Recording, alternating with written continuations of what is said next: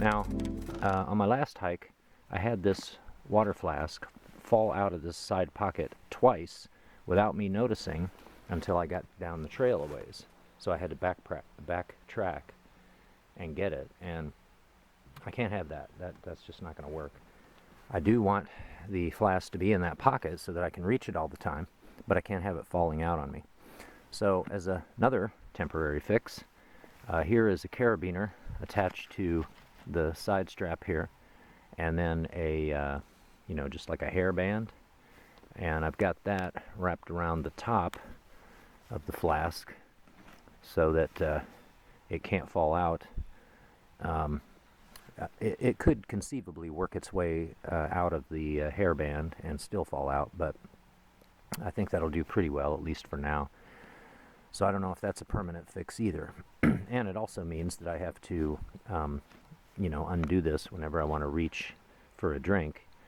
But the good thing is you can slide this out of the hairband pretty easily, and just pop it out of there with one hand, just by pulling on the flask, pulling it down, and get it out of there, and this stuff doesn't go anywhere. But then there's also the matter of hooking it back up when you put it back. That's a little harder to do with one hand without being able to see what you're doing and so on. So again, maybe a temporary fix. I have seen hikers with what I think is some kind of a sleeve attached on the side somehow that they keep their water in, but it's usually a water bottle. It would slide in and out more easily than what I've got. I'm not sure if such a thing would work for me, but it's some kind of an external sleeve that they have hooked to the side of the backpack in some way, and I haven't seen anybody explain how that works, but that seems to be what some of them do instead of using an actual pocket of the backpack.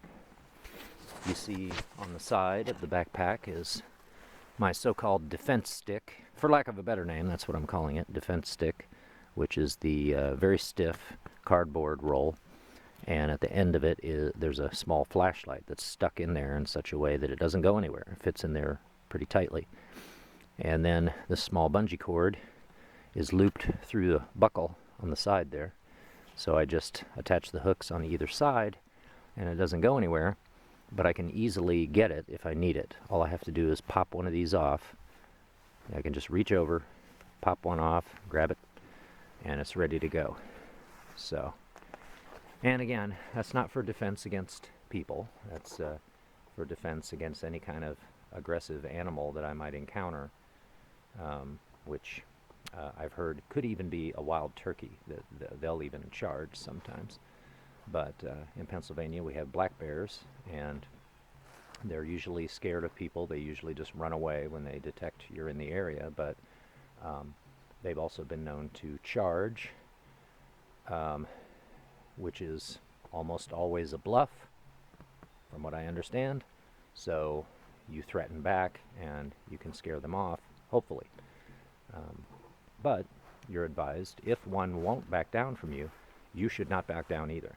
You must not back down. Your only option is to confront the bear and try to scare it off. That's the only way an encounter with a black bear should end, is by you scaring it off. So the defense stick is there, and it has the flashlight at the end for some weight, so that if I actually got charged by a bear who came within reach, the plan would be to bop it on the snout with that tube, and that would hurt and hopefully scare the bear off. Using a hanky, right, a bandana for a hanky. When it's cold, my nose does tend to run,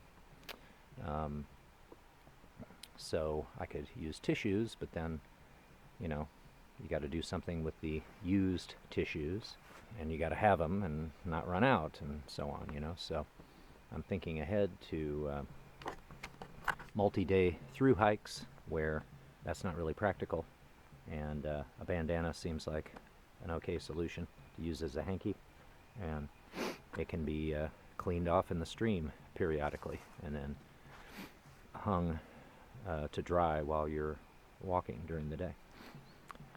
Beautiful morning. Well, I guess I've been stopped long enough, but I do have a full thermos of coffee in the pack today. So ridiculous to carry that. Obviously, I would not do that on a multi-day hike. I've been considering, though, since I'm not using a cook system, and that means no hot coffee.